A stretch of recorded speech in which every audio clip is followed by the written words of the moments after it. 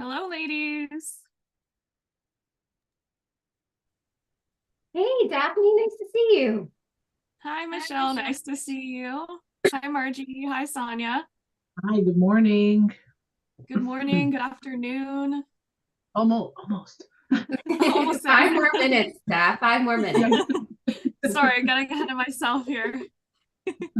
You're always ahead of us, so I expect you to get ahead of yourself as well. So Sonia, do you want to show our friends a sneak peek of your newest Stanley? Oh, this is not new. This is about a year old. This is the new one. I love the color though. It's gorgeous. Oh, I didn't see the detailing on it.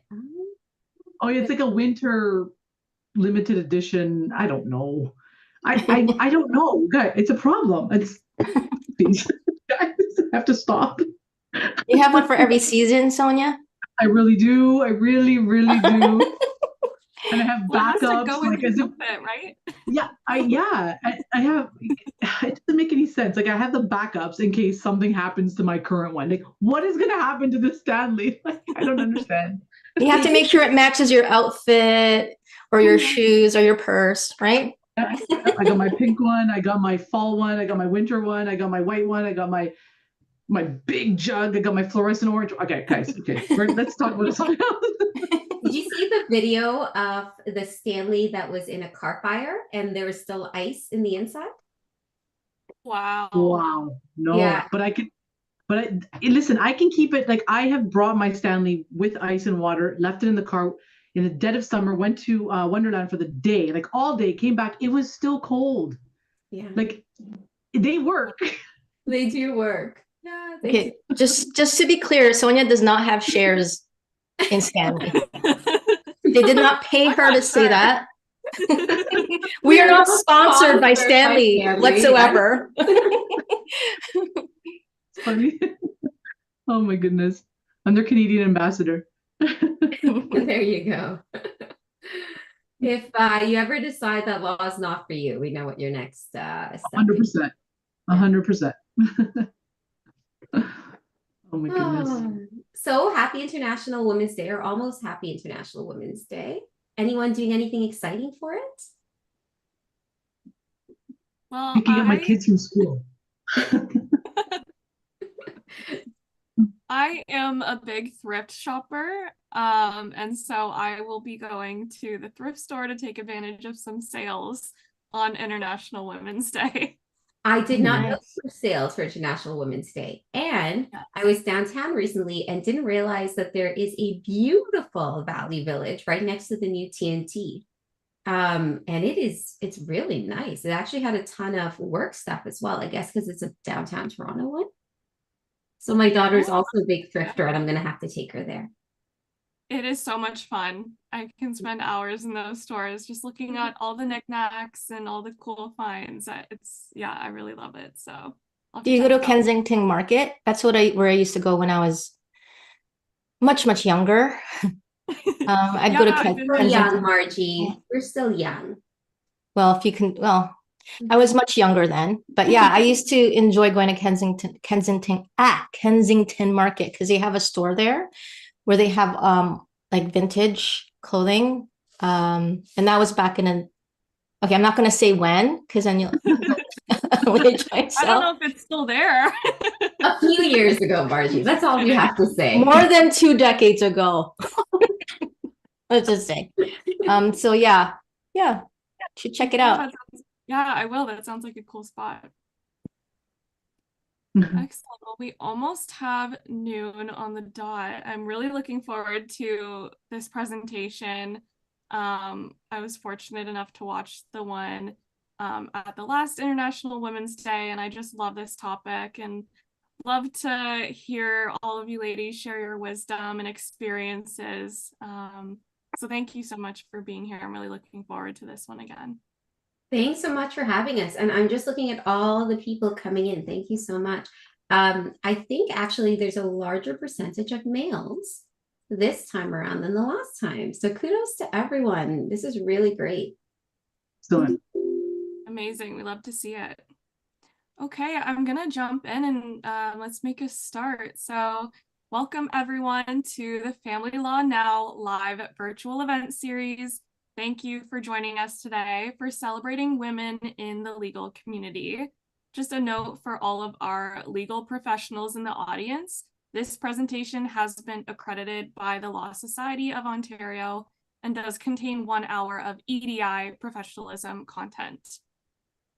Today, our panel will discuss having children, maternity leave, sole practitioners, female lawyers in the workplace, judges, mental health resources, and what do we do about it? As always, we encourage you to participate in the polls and use the Q&A feature throughout the event. All of the resources mentioned today will be included in the show notes, which you will receive via email by end of day tomorrow. So without further ado, let's welcome our panel. I'm excited to introduce, if you haven't already met, Michelle Mulchan, Sonia Riccelli. Am I saying that correctly? Okay, beautiful. And Margie Primero-Pimentel. So let's get started with Michelle Mulchan. Michelle is the senior managing lawyer at Russell Alexander Collaborative Family Lawyers. She has been practicing family law for over 14 years, specializing in divorce, custody access, property division, child and spousal support, and family responsibility office enforcement matters. Her focus is on creating comprehensive creative solutions to family law matters. Michelle excels at helping clients deal with complex financial issues that arise as a result of separation. Next, we have Sonia. Sonia, with over 15 years of experience in family law, which includes 2 years, 2 years 10, as a 10 years. 10. No. That was my Watching mix-up. the I numbers here. apologize. It was my fault. Sorry, with 10 years of experience in family law, which includes 2 years as a family law clerk at Russell Alexander Collaborative Family Lawyers and 1 year as a lawyer. Sonia brings a wealth of expertise to their role. She specializes in various aspects of family law, such as case research, document prep, court proceedings, and client relations. Recently licensed to practice law in Ontario, Sonia now serves as an associate lawyer at the firm, aiming to leverage her legal knowledge to provide exceptional support to clients. Known for her upbeat and optimistic demeanor, Sonia prioritizes building positive and trustworthy relationships with clients to alleviate the stress associated with domestic issues. And last but certainly not least, we have Margie with us today. Margie has over 18 years of experience in family law and has been a lawyer since 2002.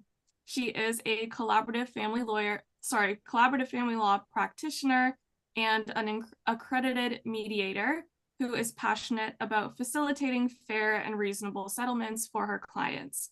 Margie approaches law in a holistic manner and believes that as a family lawyer, she has a unique opportunity to provide emotionally intelligent advice to clients that will assist them in moving forward in their lives in a better position with the best interest of her clients and their children in mind. And I will now hand things over to Michelle to get started with the presentation.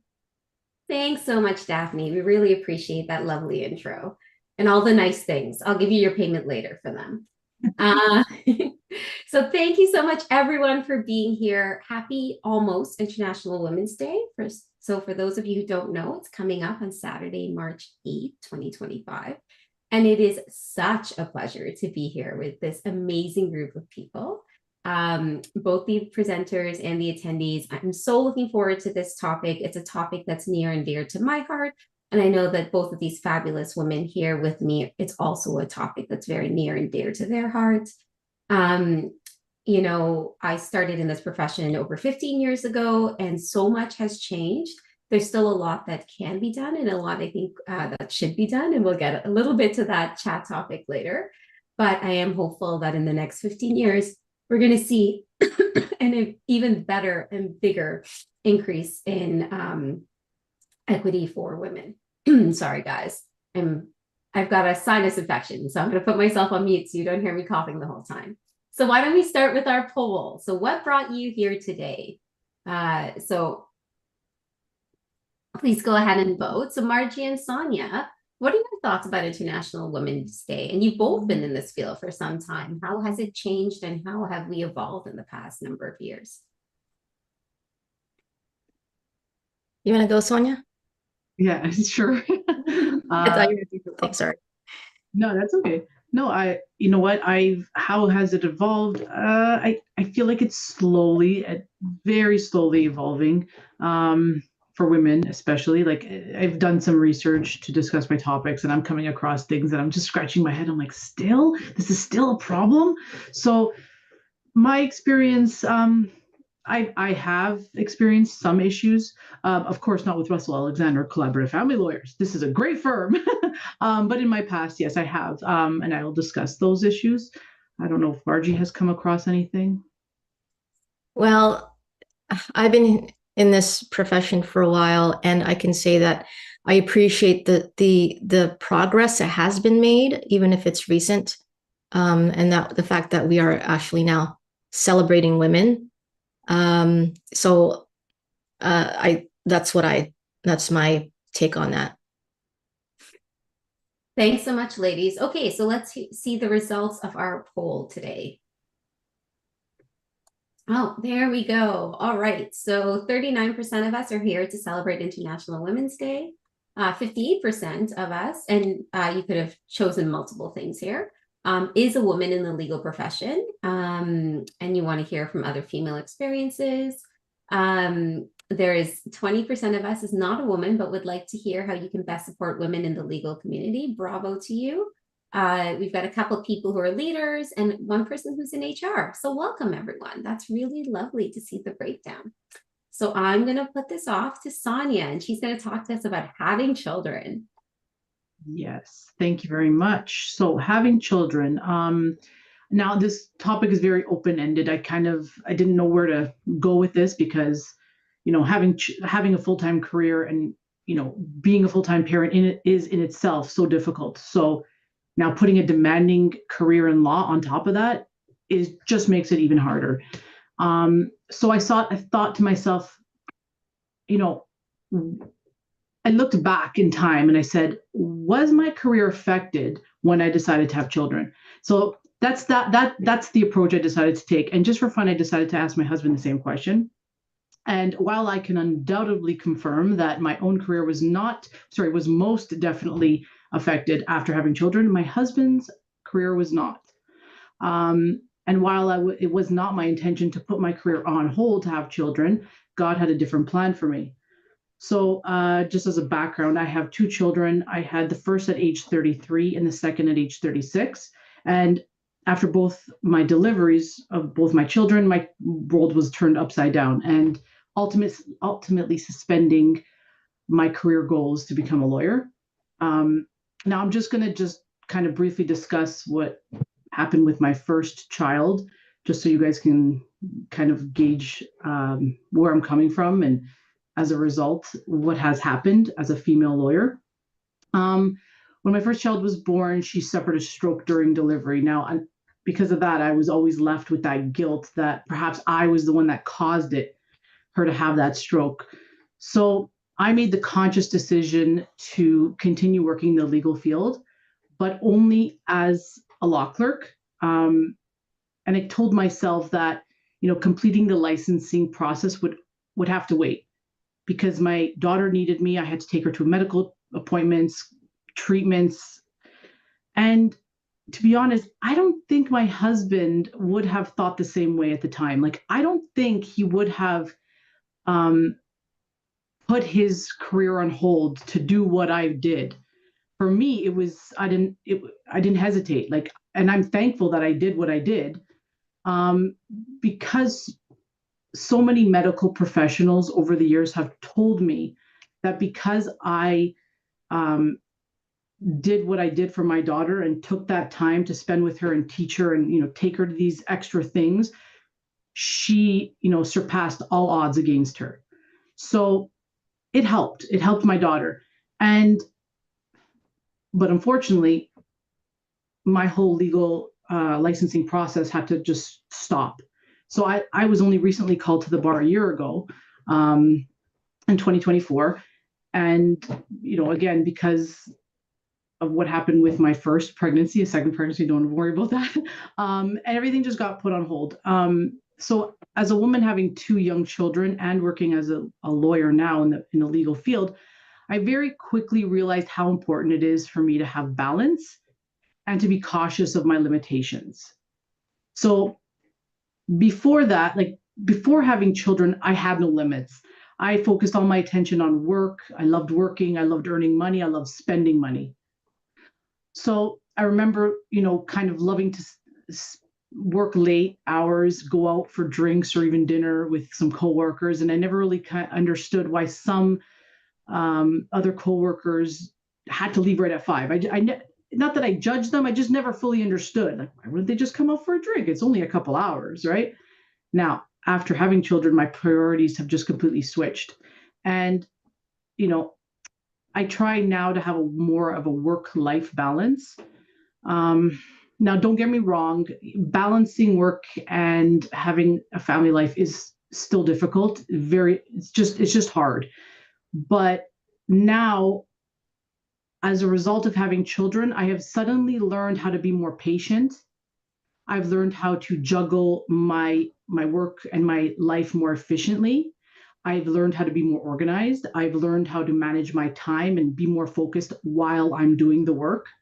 And I've also learned how to be ready to change and adjust my life at the snap of a finger when needed. That's with both home and work. So what I can say about this topic of having children to anyone listening today is that you can never really, I'm going to read this right now because I wrote it out because I won't know how to word it properly. So you're never really prepared. You can never really be prepared to have children, but you should also never underestimate how much strength we have as women after having children. So being capable of managing a full-time career and a home and family is a superpower. And I think that we all need to celebrate women in the legal field who have this superpower. Okay, so that's what I've written. I don't know if anyone else has anything to add to that. That's amazing, Sonia. And to quote one of our favorite colleagues, you're an inspiration. What you did for your daughter is so commendable. And, the fact that it had such an amazing impact on her life, that's a lifelong thing, right? The gift you've given your daughter. And right. A similar story to me, and Sonia knows this, and Margie knows this as well. I came to this firm after having my 3rd child, and he also had health issues. Now, his health issues weren't as severe, but he has terrible asthma and allergies to food. So, and at the time, we didn't know what his allergies were exactly because so many things were causing him to become sick. And so when I came to the firm, I to this day, I remember this meeting. I met with Russ and I said to him, I'm like, look, I'm thinking about getting out of law because I have my first child was also born premature. She's got health issues. Second was fine. Third has these other issues. It just seems like the world is saying that I need to take a step back. And same thing with you, Sonia. My husband, love him, but he in no way was even thinking about this. His plans did not change career-wise. And Russ said, what do you need?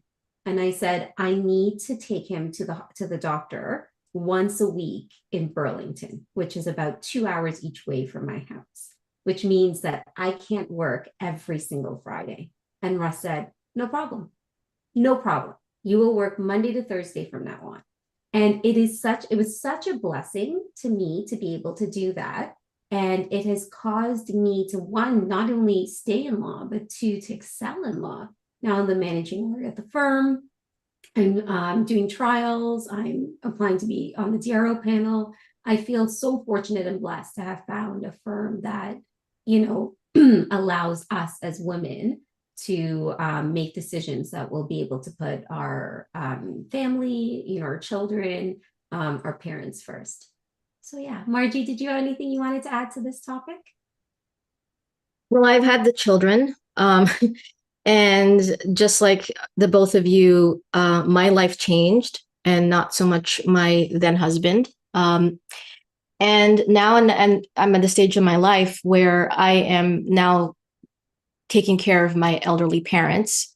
My mother suffered a massive stroke last year in February, rendering her completely disabled. And that last year was just a lot of in and out of the hospital. And then at the end of last year, my father had a heart attack. So having I have 3 siblings, but I'm the youngest. And, as the sister, I have a lot more responsibilities, I feel, of caring for my parents. So as women, and to your point, Sonia, we're caregivers, right? We take care of our families, our children, our partners, and eventually down the line, our parents. And all the while, we're expected to also balance a legal career. So we should celebrate women just for that. I just wanted a different perspective from later down in my life, in the sandwich generation. So, yeah. Absolutely. If you don't mind, we'll go to the next poll and then we can continue chatting through it. So poll number 2, tell us a little bit about yourself, just so we can get an idea. But Margie, I didn't know you were the youngest. You give off oldest daughter energy. I'm an oldest daughter. Sonia, what are you? Youngest, totally. You're the youngest. Oh, I don't know, Margie. You've got the take charge, the oldest daughter, everything falls on your shoulders. I have 2 older brothers who were born. I have a sister, then my 2 brothers. So I had to learn how to defend myself. And I think that really helped out. I'm sure it really helps with your litigation and mediation skills, right? Having to deal with all of those. All right, let's see the results of our poll. Oh, there we go. All right. So as we know, 70% of us are now women, 18% are men. A lot, actually, wow, we're really well spread out. We've got about 15% of us are less than 5 years as a lawyer. 20% of us is 5 to 10, and then 30% of us is 10 plus years as a lawyer. And we have some other legal professionals. Oh, and professionals in another field. Okay, really interesting. So we're going to talk a little bit about maternity leave, and I think it'll apply to a lot of you. But also, if you've had experiences as well, please pop them in the chat, and we can add them as we go along. So yeah, I've broken up this topic into a little bit of a how-to guide. So if someone came to me as the managing lawyer and said, hey, Michelle, I'm thinking about having kids. What do I do? When do I tell the firm? How do I tell the firm? What advice can you give me, having been through this? And for those of you who don't know, I've got 4 kids, so I've done this a bunch of times. What would you do? And so number 1, all of this is personal. And so what I'm going to say is, here are some things to think about. You have to make the decision that's best for you and that's best for your family. So first of all, when to tell your firm? For me personally, I was a little bit forced into telling my firms very early. So I've had 4 children with 3 different firms now. And the reason for that is because I was so sick with morning sickness. I lost a lot of weight. I had to miss days at work. And so I was forced to tell them earlier rather than I would have rather than when I would have chosen to do so. But the other thing to think about is follow your doctor's advice. I know for most women, doctors advise that you could tell people after 3 months, but you also want to take into account your work environment. So, and again, none of these decisions should be made thinking about the firm as the foremost. It has to be thinking about you and your particular family and your particular situation. But, do you have backup? Will the firm need to hire somebody? How much time do they need? 3 months is kind of the minimum to tell people these days. I know a lot of people who wait till closer to 6 months to tell the firm. And again, as the managing lawyer, every time somebody comes to me with, amazing news of having a new baby, we celebrate it at our firm. It's not a problem. It's not a, oh my gosh, how do we now get people to take this over? It is a blessing every single time somebody has a child at our firm. And the other thing I think you want to take into account is your file load and where your files are. For instance, if you happen to have a file that's going closer to a trial, you may want to tell people earlier rather than later if you're not going to be able to attend the trial. So you can make sure that the client is either moved over to a new lawyer or the trial is adjourned or whatever it is. So I think those are kind of the parameters of things I would think about. You ultimately have to make your own decision there. Anything else, Margie or Sonia, that you want to add into that?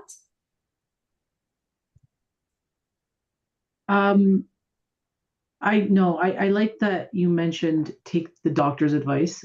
I think that's a really great thing to say because no one really knows how to deal, especially if it's your first pregnancy. Like I was petrified. I like that you said that. Yeah. Well, yeah.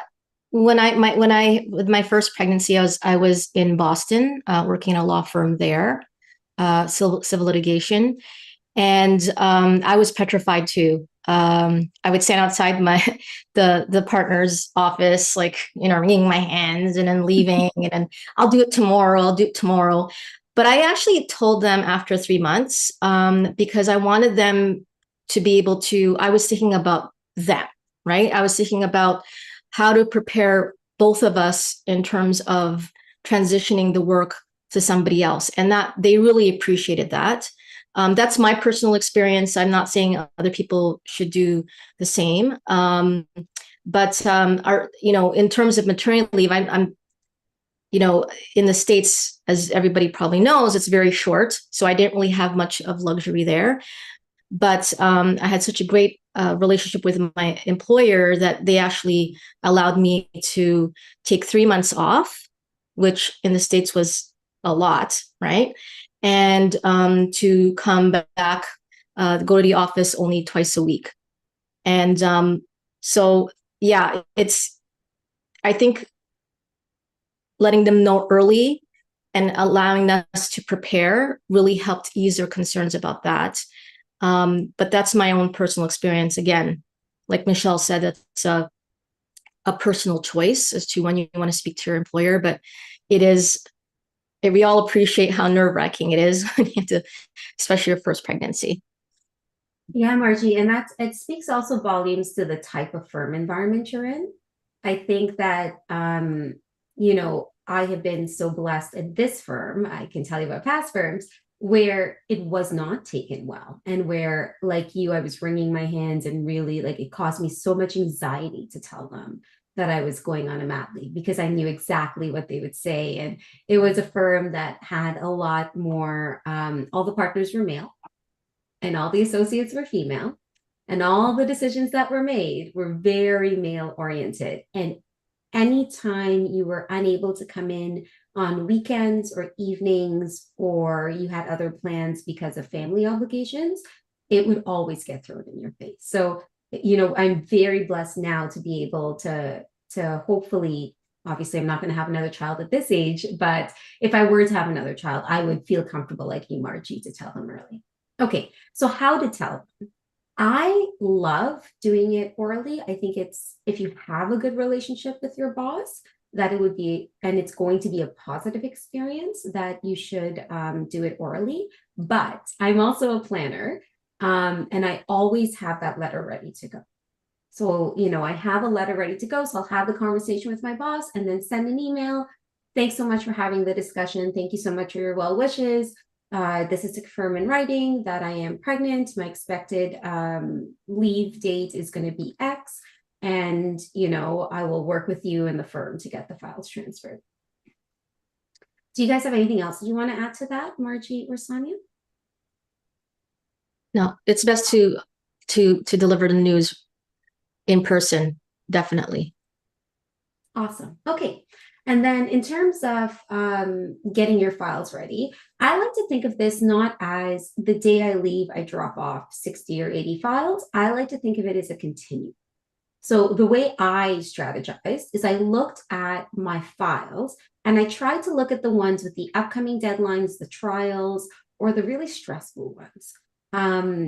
So I had mentioned earlier that my first child was premature and there was no medical reason for it. But as I learned after having my first, many female lawyers experience premature births, and many, and it is mostly related to stress.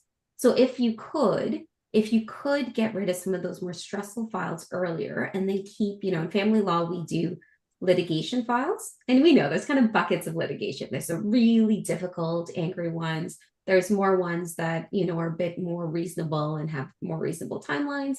And then there's the collaborative negotiation, things like that. For me, I wanted to get rid of those really terrible stress-inducing files earlier, and then keep the ones that were less stressful to later into my term. So I kind of did a slow roll out. I also did detailed memos each time. I also did meetings with the new lawyer if possible.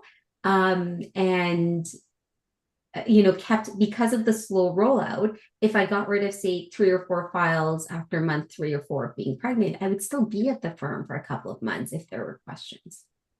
Margie and Sonia, what did you do? Was there anything, how did you manage this? So I was law clerking, so I didn't have that, my own personal caseload. So it's a different world when you're law clerking. You kind of just let them know and kind of wait your days out. No. Yeah, I don't know if I'm the right person to ask this question. Well, like I mentioned, I told them as soon as I could, which was 3 months, and that provided 6 months of planning.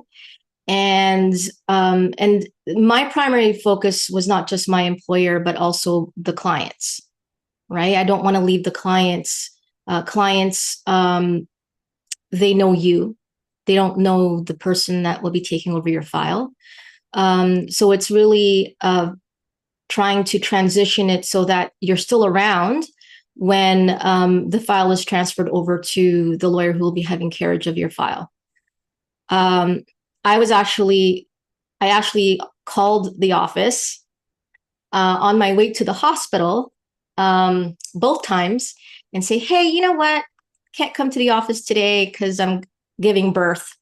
So I worked up until I gave birth, but everything was already planned out prior to that, right? So I didn't have any concerns about that. So yeah. Thanks, Margie. And that you brought up a really great point, the when to end, right? Again, speak to your doctor. After my first, I was put on bed rest for each child thereafter. So I had to go off, a couple of months, I think, before. So I had a different plan and had to have an end date that was kind of further away from my due date. But again, personal choice, you're the person who gets to decide this. And while I think it's admirable that you take into account the firm and the firm's responsibilities, I, as a managing lawyer, would not want my staff to be so concerned that they have to be working up until their deadline if that's not what they want. If they want to go off a couple of weeks or a month early, they should be able to do that. Your body. Okay. So when to stop taking files. So this is a really personal choice again, and it depends on the complexity of the file and the deadlines. So my last mat leave was only 3 months. So I didn't actually stop taking files. I just transitioned the types of files I was taking and took more negotiation files towards the end. But in previous iterations, previous pregnancies, I would stop taking litigation personally myself about 6 months before the due date. I just found the stress of going to court, even let's be honest, finding clothing to fit in when you're going to court. It's really tough, especially in Canada. I find that the few options we have are now gone. And you're pretty much buying things online or from the States now, which is, it's really difficult. Even, you know, we have family law group chats where women will borrow bigger size of robes and things from other women, because if you need to go to court and you have to be robed, your, you know, tabs and jackets may not fit. So, you know, lots of things to think about. We had a situation. I wasn't the lawyer, the managing lawyer at the time, but I was made aware and helped out with this file where one of our clients made a complaint against one of our staff members who was going on maternity leave. Now, this was a negotiation file, and the negotiations had pretty much wrapped up by the time they basically transitioned, made a few changes to the separation agreement, and the new lawyer signed off on it. But the client, who was a male, was very upset that he was not told that this person was going on maternity leave. And because it was during the COVID era, it was via Zoom. So he'd only met his lawyer via Zoom, and he did not physically see that they were pregnant. And I personally think that's incredibly wrong. I did not agree that there was any delay or that the client was prejudiced in any way, but it created such a toxic environment for that poor lawyer. And there was a lot of coaching that had to go into ensuring that that lawyer knew that she was supported from the firm side, that, you know, it's something that you should also think about and make that decision about when you want to tell your clients and how you want to tell your clients. Margie and Sonia, sorry, I don't want to interrupt you. Anything you want to add to that? No, that's an interesting story. That's interesting. I never knew that. Yeah, no, these are the things that happen, right? And you deal with it. Okay. And then how long to take? So I think we've covered that. Pretty much up to you. I've had 4 pregnancies, 2 were 3 months, 2 were 1 year. Now you can take up to 18 months. If I could go back in time, I would tell young Michelle, take the year. Take the year. You're never going to have that time with your kids again. You know, work will be there. Yes, there will be an effect on, you know, your income and if you can financially afford it. But really, truly having that year off work, there's so much that happens when you have a kid, especially when you have subsequent children, right? The lack of sleep, the, you know, exhaustion, the taking kids to medical appointments if there's other health issues, the dealing with your older child and transitioning them to having a sibling, the jealousy that comes into play there. There's so much that goes on that you don't even think about as a first-time mom. It's not until you do it that you realize how difficult things are. The cost of daycare alone is a massive problem. And I know we have a move to $10 daycares in Canada, but not everyone has access to that. And if you're really fortunate to do it, that's wonderful.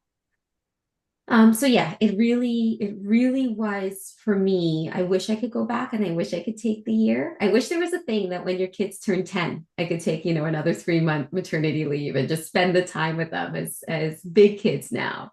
But take the time if you can do it. And then lastly, transitioning back to work. As I touched on, I found the hardest thing was getting back into not the 3-month mat leaves. I barely felt like I left, and I kind of did a trial during that 3 months. But I found the hardest part was transitioning back. You know, maybe the firm has changed technologies or they have new programs. So I would suggest that you keep in touch with colleagues and just get an idea of what's going on with the firm. You know, give yourself time to transition back. If you can do a slow transition, that would be great. Maybe start part-time and then move up to full-time. Even finding clothing that fits, you know, your new postpartum body is going to be different. You know, that takes time and effort. And as anyone knows, when you have a young child, going shopping for nice clothing is not a luxury that you're going to really have a lot of time to do. So think about all those things when you're making that decision. All right, ladies, anything else you wanted to add into those points? Beautiful. All right, so that's a lot of Michelle talking. Why don't we move into our third poll? All right, so if you or someone you knew took parental leave, how long did they take? And please feel free to do multiple choice on that. And we have a couple of comments. So a comment from somebody in our audience. Thank you for this. You need to decide what comes first. If you're having a child, priorities change. Careers are important, but not as important as the life that you're bringing into this world. And I truly believe that. That's the kind of thought process of our firm as well. But sadly, it's not the thought process of a lot of places. And I think, as we'll kind of get into, female lawyers in the workplace, the more that women are represented, especially at higher levels, at management levels, the more that we're going to start having these conversations and thoughts and policies and being open to maternity leave. At one of my old firms, one of the sayings when we were going to court that the male partner used to tell us is, get your big girl panties on, you're going to court. And it was such a sexist thing to say and such a rude thing to say. But again, I was a junior lawyer. And, at the time, it was just so normal. The toxic workplace environment was so normalized to me that I didn't even realize how toxic it was until I was able to leave that workplace. So yeah, it's it's a progression. All right, let's see the results of our poll. All right, yeah, so 26% of people 3 months or under, 15% 3 to 6 months, 30% 6 to 12 months, 26% 12 plus months. That must be some of the newer, because of the 18 months, I wasn't even allowed to take more than 12 months. So that's really awesome. And then a couple people had other. All right, so yeah, a pretty varied amount actually. All right, so why don't we talk a little bit about sole practitioners? And Margie, I think this is your topic, right? Yes. Okay, so I've had the privilege of being a sole practitioner, and I was actually a sole practitioner when I gave birth to my second child. And that was a bit different than the first one. When I had my first one, I was working at a law firm and I had that support. But as a sole practitioner, it's a lot more difficult. There's a lot more planning involved. I actually stopped taking files a few months before. And I tried, anything that I could wrap up, I would wrap up. Anything that I couldn't wrap up, I referred them out. And being a sole practitioner, and I imagine a lot of the people listening right now are sole practitioners. I commend you, right? Like, you don't have that a firm to fall back on, but there are supports available. So at the time, at the Law Society of Ontario, they rolled out, when I had my second child, it was around the time that they had just rolled out the parental leave assistance program. They have that now. I think they've increased the amount that you could receive as a sole practitioner. It's one of those, and also in addition to receiving sort of like a subsidy, I like to call it, from the Law Society of Ontario, to allow you to enjoy your time as a new parent. In addition to that, they reduce the Law Society dues that you have to pay. I really appreciated that initiative from the Law Society. I think it was really something that was long. It was needed for a long time, and I was fortunate that at the time that I had my second child, they had just rolled it out. I don't know what I would have done without it. I don't know what sole practitioners prior to it did. But the impact on sole practitioners, especially women, like we said, we're the caregivers, right? Our spouses or our partners don't tend to, unfortunately, have to sacrifice as much as we do. But I find that being a sole practitioner, that might have an impact on your personal decision to have more children, right? Because if you have to go through, like I said, I had to roll back my practice. My second child, I also didn't really take a mat leave. I say it took 3 months, but actually that's really a month of recovering and trying to get used to the new normal. And then slowly building up a practice again in the second and third month after my child was born. After that, I don't think I wanted to have children, only because I felt that I took a step back, right, in my career. I love my children. I would not change anything for the world. I would do it all over again. But at the same time, that did really impact the number of children I decided to have. And but for sole practitioners out there who know that there are supports, and I find, especially after COVID, there's a more open, more welcoming group of family lawyers. I don't know how many of you are part of the family law group on Facebook. There are a lot of people out there who are willing and capable of assisting you, either taking off some files to lighten your load. And I think the community, with the family law community in Ontario, like I said, especially after COVID, there's a lot of opportunities to get that sort of support if you're even if you're a sole practitioner. Awesome. Thanks so much, Margie. So the pay structure I was under, I also qualified for using, what is it called now? The Parental Leave Assistance Program. And it's actually still available. I just checked it out. So it's wonderful that the Law Society still has that, that available to us. All right, Sonia, I think you're up next. Female lawyers in the workplace. In the workplace. All right, so I just wanted to mention that I found a statistic. There's 38% of women lawyers worldwide hold senior roles in the profession. Only 38%. And the finding is accompanied by a statistic showing that women comprise of 47% of lawyers worldwide. So I think that is so low. With respect to this topic, I'm going to just kind of break it down into female lawyers generally and their barriers faced, and female racialized lawyers and the barriers faced. So I'm going to just break that up into two different categories. I've done some research. I'm going to just quote some articles. I will, I'll attach the sites where I got everything into the chat, or we'll post it however we let the viewers know where I got these quotes from. I apologize. We'll send it all in the show notes. Oh, okay. Okay. Yeah, so that's great. Everyone will get it to their emails tomorrow.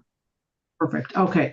So the first one, I'm just going to speak to female lawyers generally and the barriers. So on March 8th, 2022, the Canadian Bar Association posted an article in the national magazine called Law's Sticky Floor Problem.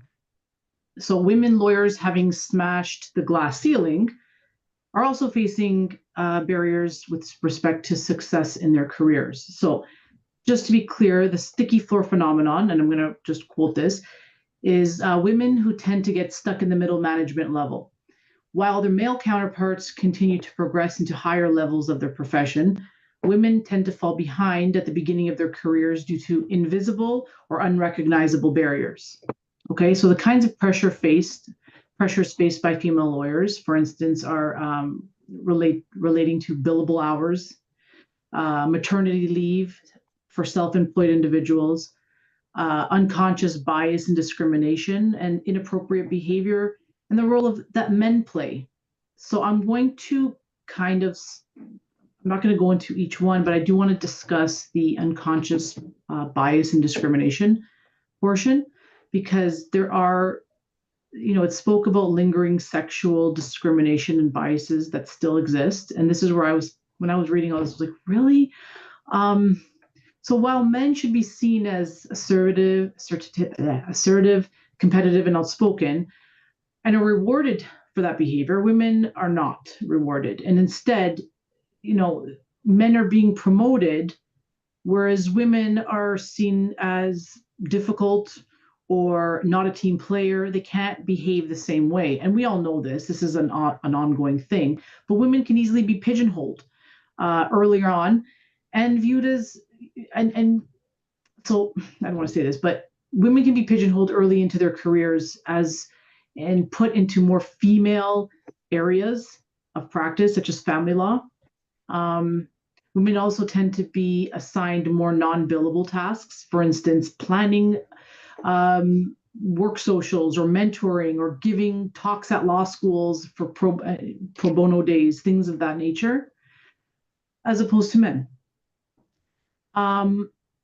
When I'm talking about inappropriate behavior and the role that men share, so a lot of this, I'm just going to mention that they spoke about women's experiences or what women have witnessed as female lawyers with respect to sexual harassment, inappropriate jokes, unwelcome romantic advances. Typically, this is done by senior male lawyers who create these uncomfortable work environments for junior female lawyers.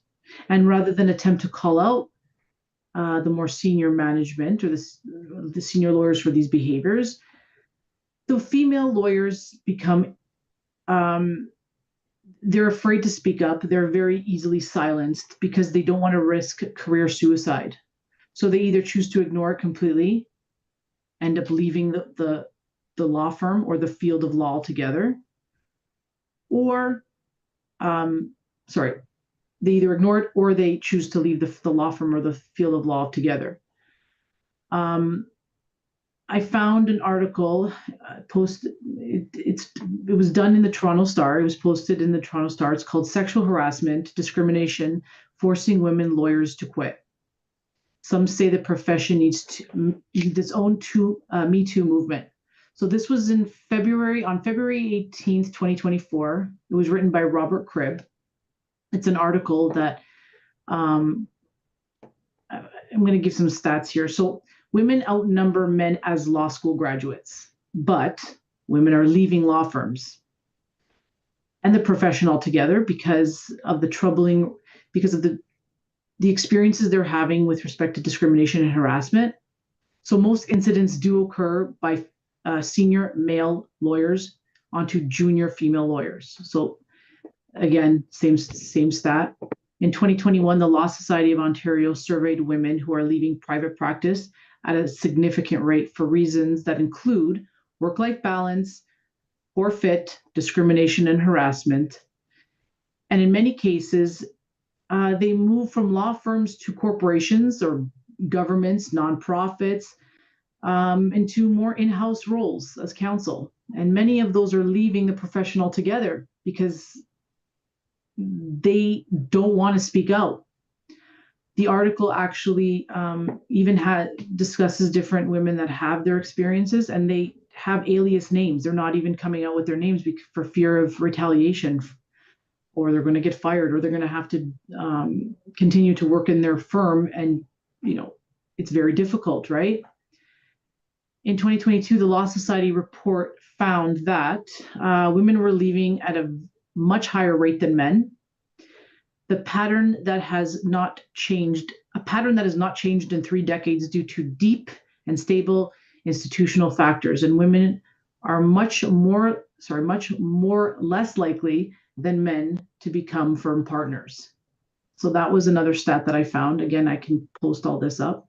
So the sticky floor phenomenon article that I previously spoke about actually wrote, and I'm going to quote this, women lawyers would benefit from having male colleagues who act as their allies, calling out sexual harassment and discriminatory practices.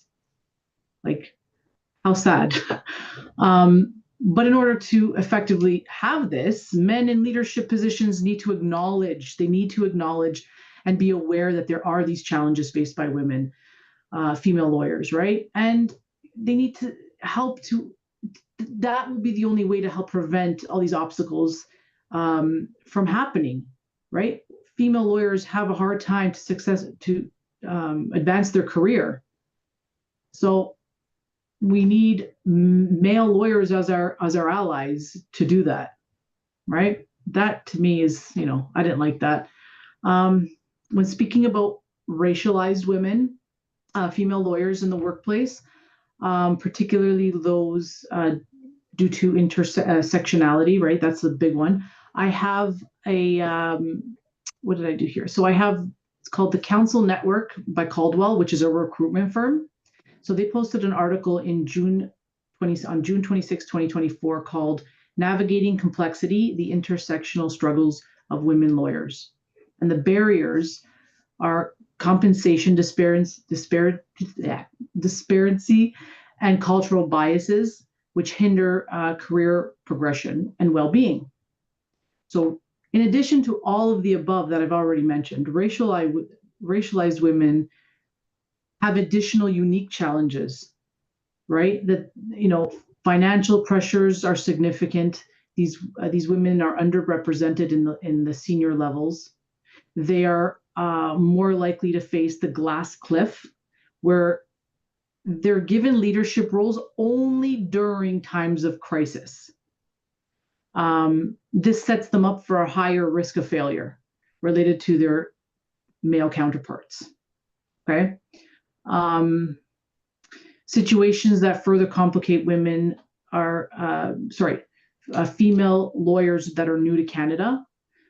They face hurdles like undergoing the requalification process, or language barriers, or lack of professional network, or cultural differences in the workplace norms. Some of these women, again, this is what Margie was saying, are that sandwich generation, right? So they also have to care for their elderly parents, and they have to care for their children.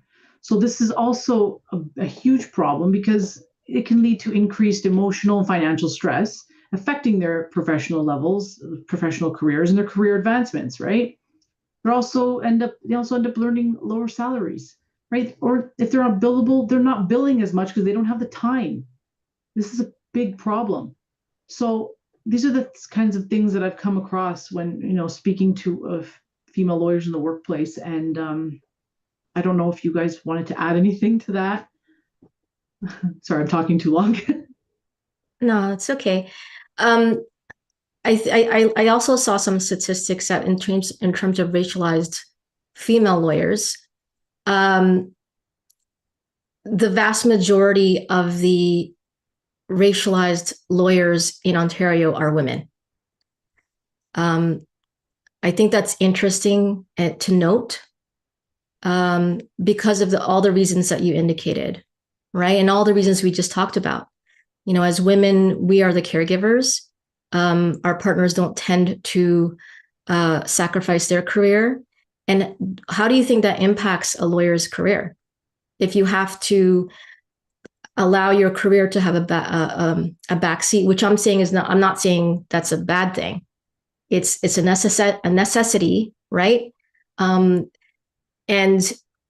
that will impact your ability to progress in your career, right? And that will impact if you have opportunities for partnership in your firm, to be on that road to partnership.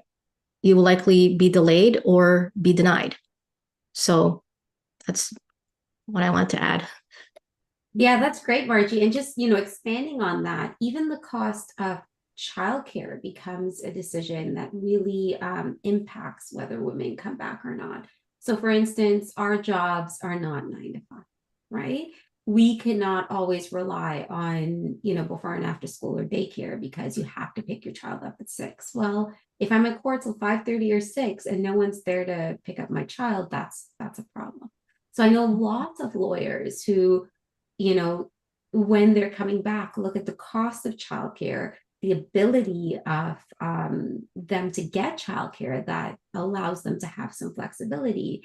And then that really impacts their decision as to whether or not they're going to come back to law. All right. So Margie, I think you're going to talk to us about our next point, which is judges. Yes. So in terms of judges, there's actually the good news is that there's actually an increasing parity between the number of male judges being appointed versus appointments of female judges. There's an increase in the number of women being appointed as judges across Ontario and Canada, which is good news. I found statistics that as of February 2025, so as of last month, 49.2% of federally appointed judges in Ontario were women. And this is based on the data from the Office of the Commissioner for Federal Judicial Affairs, Canada. And the breakdown by Court of Appeal, 14 women out of 21 judges.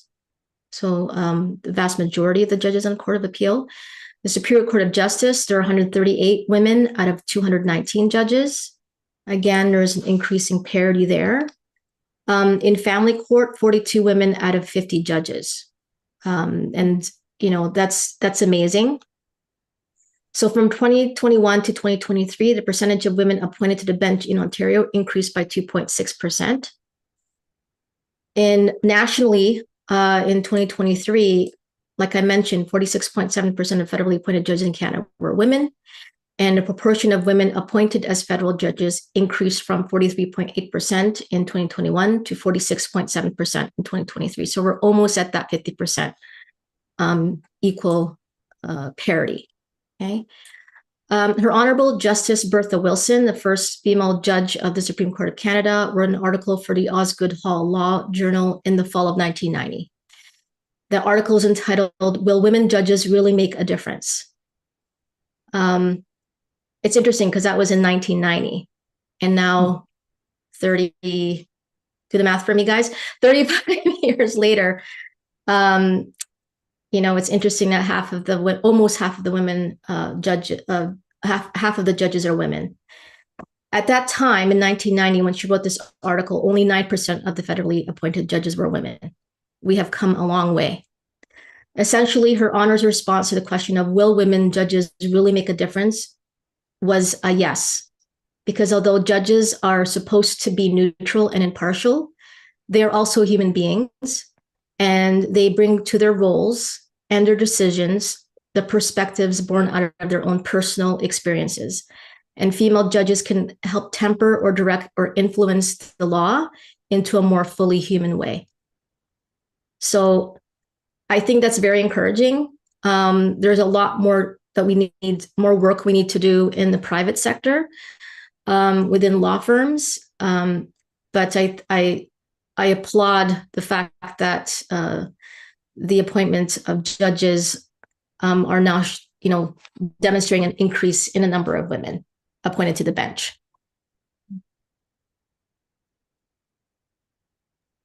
Thanks so much, Margie. Sonia, anything you want to add to that? No, I'm really happy with those statistics, though. Mm-hmm.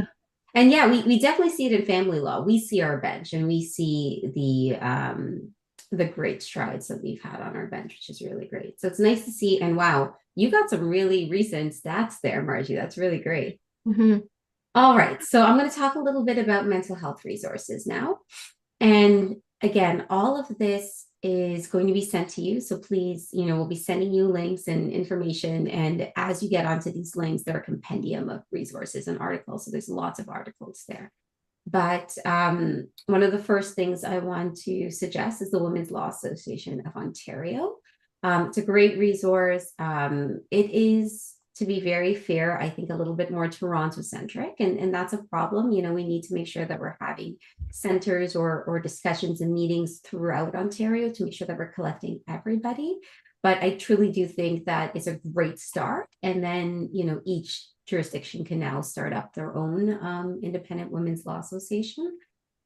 The Law Society of Ontario also has a new Women's Resource Center, which has a lot of information, statistics.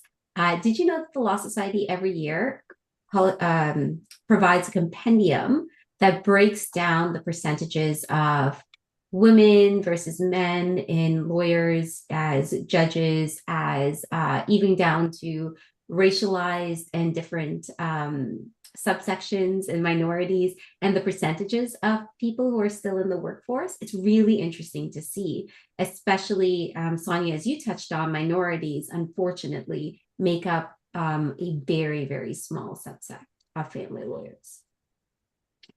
The next thing that I really love is the MAP, the Members Assistance Program. And if you haven't, please, please, please use this. It is a great resource, and most importantly, it's free. It's covered by your Law Society fees, but there's tons of resources from therapists to nutrition, mental health. There's just lots of resources on there to assist everyone. Also, your extended health and dental benefits. I know that we are extremely fortunate in the ones that we have, but there are lots of benefits out there that cover counseling, both via Zoom and in person. I know for me personally that Zoom is the best option if I were going to pursue therapy, because it allows me to do it from, the comfort of my own home and not having to leave work early or to be able to carve some time out. So that's a really, really great resource. The other thing is other women. I think things like this, discussions, talking about it, learning from one another, having mentors who aren't just older women. Mentors could be younger women as well who are going through this. I love hearing the experiences from the women at our firm, because it gives me ideas about how to make things better and, how to ensure that we're inclusive and that we're having policies that allow for everyone, not just women, but men as well, to be able to be there for their children. Networking events. These are also really great. Margie, didn't you just join a networking event? Was it a women's only or was it a business networking event? I forgot. No, it's just a business networking. Just a business networking. So I know it. So we're from Durham. I know there's a wonderful women's, I've forgotten the acronym for it, but a women's networking event that they meet monthly and they talk about these issues. I think it's really wonderful. Women supporting women is the most important thing that we can do. All right. So, ladies, here's the big one. What do we do about it? How do we make this better? Margie, do you want to give us some options or some thoughts that you have? Well, I think Sonia touched upon it. I think that, we really need our male counterparts to speak up as well and to support their female colleagues. As females, we should be supportive of our female colleagues as well. I like to mentor younger lawyers. I also like to seek out my own mentors, both male and female. And I think we need, as women, to take that role, to be open to mentoring other lawyers when we, especially when we have achieved a certain level of experience, sort of helping other lawyers sort of progress in their careers. That's some of the things. Yeah. You do that well. I always speak to Margie about different things, and she's a great mentor. She has so much knowledge and wisdom, and like I wish I could just have her brain for a day just to know. No, you don't. It's kind of weird up there. I'm kidding. I actually came across something. It's called Work-Life Balance for Women in the Legal Industry, and tips, and it provides different tips for managing multiple demands, right? And it says, for women in the legal field, balancing career demands with personal commitments and family responsibilities can feel like an uphill battle. And yet, with the right strategies and support systems, we are able to navigate these challenges to tailor our own personal work-life balances. And it sets out some different ways to ease the pressure, for instance, setting boundaries, prioritizing tasks, delegating responsibilities, and seeking flexible and or remote work opportunities. These are different things that would help, right? It also discusses about life beyond the billable work, practicing self-care. Like we forget, I have to force myself to, go for a walk, right? Things like that. Building support networks, ensuring that you prioritize your mental health. I'm the last person to remember to deal with mental health. But I have to, I really have to put sticky notes everywhere just to remind myself, Sonia, make sure you, do these things, because I will go crazy. So this is a really good article that I came across. Can I just add to what Sonia said? Sorry to cut you off, Michelle, but I think you made a good point as well that, firms tend to focus on the billable hours model.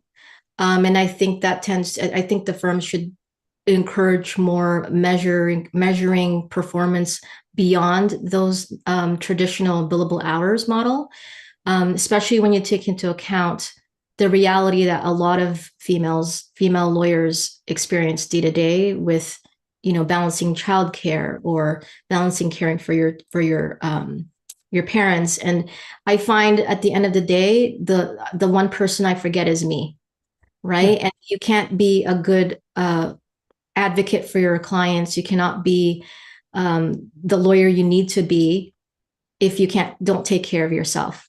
But sometimes everybody has to come first, right? 100%. That's all I wanted to say, Michelle. Thanks. Sorry. Yeah, of course. I agree with you. It's that, thing where when you're in an airplane and you're about to crash, I always say, put on your own mask first. You can't help others if you are not taken care of. And that's what we as women are terrible about doing. We help everybody else first, but we don't realize that we're depleting our own resources. Yeah, so you guys had some great topics and ideas. Thanks for that. Just adding on to that, obviously having more women in management positions so that people are thinking about these things. 10, 15 years ago, I can tell you that all of my senior lawyers, there were no women in the management position. So they weren't thinking about how these things impact women. Written policy about leaves. I mean, now in Ontario, we are so lucky that the government has allowed us to take 18 months of parental leave and maternity leave so that our jobs cannot be impacted during those 18 months, but that's not the same throughout the world. So that it's a really great reminder that we are incredibly fortunate here in Ontario. Having these open discussions as well, right? Not just with us, but with management and, allowing management to think about these things and to know about these issues are important. And I think to your point, Sonia, the flexibility in workplace, the remote workplaces, but also technology, right? COVID did such a wonderful thing for law firms where it taught people that you don't actually need to be in the office. And I can tell you my productivity during COVID actually soared because I think I was able to figure out the work-life balance and how to, when I'm in my workspace, I am working. I'm not thinking about the dishes or laundry or anything like that. But the minute I walk out that door, I'm into mom mode. So, and I know there is a great push to have people back into the workplace. And that's something that we at our firm has really championed against. We think and we believe that our people are capable of being self-sustaining and, to organize themselves, that if, Michelle has to go out for an hour to go to her kid's dentist, I don't tell anyone. No one tells anyone. We just do it. We book ourselves off, so having that technology to be able to work after hours or, to manage your own time is just such a wonderful thing. And we forget that other people don't have it. All right. One quick question from the audience. Sorry, Daphne, I know I don't want to cut you off there. So judges often respond negatively to my advice of a 4 p.m. cutoff time due to daycare pickups. How do we deal with these situations? I have some thoughts, but Margie and Sonia, do you have any thoughts on this? I haven't actually personally seen that. I find that the judges, especially in family court, are mindful of, they don't put up any barriers if, for example, a client or yourself need to go pick up children. I think at least the judges I've experienced in family court actually try to accommodate that.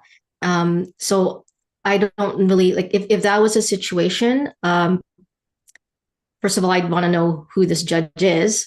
And second of all, I would suggest, this is life, right? They might be unhappy about it, but if you have to pick up your child or your client has to pick up their child, that has to be done. The judge will just have to be unhappy about it. Yeah, we were rescheduling a settlement conference, and the judge asked if 2:30 would be a good time, and he looked at me directly, and I just smiled and I said, "Can we make it a little earlier because I have to pick up my children?" And immediately the other lawyer, who was female, says, "I agree. I have to pick up my children too, please." And the judge just smiled and said, no problem, we're going to make it for 10 a.m. And I was like, this is amazing. Like, so I haven't had the negative. I've had that experience before. Yeah, I've been so fortunate. I also haven't had that, but I have a lot more flexibility in my childcare situation, which I'm incredibly blessed about. But the other thing is, even though some things are presumptively in person, you can ask for them to be via Zoom. So I know for me, if I'm in court an hour away, I have to leave a lot earlier to be able to get back to pick up my kids. Whereas if I'm on Zoom, I may get another hour, right, that I would just be traveling in. So that's one thing, asking for those appearances to be via Zoom. But two, exactly as Sonia said, booking things early in the morning, because I think, if there's a 10 a.m. court appearance and you have to leave by 4, I do not anticipate that a judge should have a problem with that. Again, not every judge is made the same. And then thirdly, because we have so many female judges now, they remember when they were at that stage in their life with young kids. And I think there's a lot more grace that comes into effect there. All right, Daphne, we've kept you waiting long enough. I apologize. Please go ahead. No problem. I don't want to cut you off. We still have a couple minutes too. If anyone has any final points, the floor is open. Otherwise, I can just get into its final remarks. Yeah, sorry. We do have some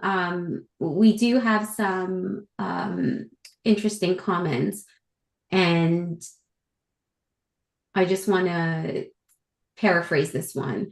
So one of our audience members, this is an interesting topic of discussion. Thank you for openly discussing these issues.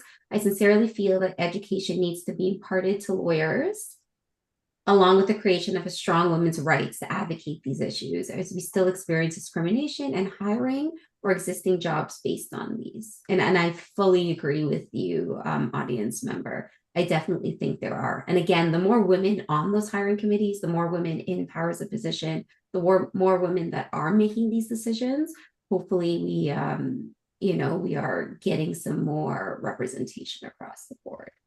And here's another comment, and I think this is related to how can we make this easier. Sole practitioners could bring their infants to work. There's this firm in the Durham region that I am friends with the managing lawyers. And during COVID, they had a lot of employees, male and female, who had problems because they needed childcare. Remember when schools were shut down and, you had to do, just shivering just thinking about it. You had to do virtual school. So what they did, which I thought was such an amazing plan, is they made their boardroom into the daycare. All the kids came. Each lawyer would take an hour out of their day to supervise, and you can still bring your laptop and work, but just, they weren't infants. Unfortunately, that would not work for infants, but it was school age kids and above. And the kids all became so much closer as a result of those couple months that they stayed together. So if you really put your mind to it, there are so many, good options out there. And another thing, and we joked about this when I had my fourth, our firm happens to have a daycare in the building, not at all associated with us. It's just where it is. And I thought about putting my child in that daycare just so that, one, you get those dreaded calls as parents, like your kid threw up or you got to come pick up your kid. Having daycare facilities accessible and nearby would be really helpful to women. All right. Okay, Daphne, I think I've definitely used every minute of time. You can take it away from here. Thank you so much. That was a great presentation. I want to thank all three of you for sharing your experiences as women in the legal community with such grace and vulnerability. So thank you so much. Thank you to our audience members for your time and participation in the presentation through the polls and the Q&A. To continue this very important conversation, please feel free to share your thoughts and feedback in the comments section. All of the resources will be available, as mentioned, in the description and sent to all registrants via email tomorrow. Again, this presentation was accredited by the LSO for 1 hour of EDI professionalism content. And finally, if any legal professionals in our audience are interested in being trained in collaborative practice, the founder of our firm, Russell Alexander, will be hosting a collaborative practice training this April. So you can visit cptraining.ca for more information. And isn't that crazy? We didn't actually talk about collaborative practice at all, but I truly love collaborative practice as an area of family law. And it does assist with some of these issues that we're talking about, because one, you get to schedule. It's not court. It's not a judge making these timelines. You are scheduling these timelines. And two, because all of these people are there's usually children involved, and these people are all working together to ensure the best interest of a family unit as a whole, and ensuring that this family unit is able to continue on post the separation. They're also more understanding of your commitments and your family and your timelines. So collaborative practice, another really great thing that we all practice at our firm and that I truly love. Yeah, thank you so much for expanding on that, Michelle. I think that's a great point. And that concludes today's presentation, but should certainly not conclude the celebration of women in the legal community. So thank you all for watching Family Law Now. Until next time. Excellent. Thank you so much, everyone. Bye. Bye.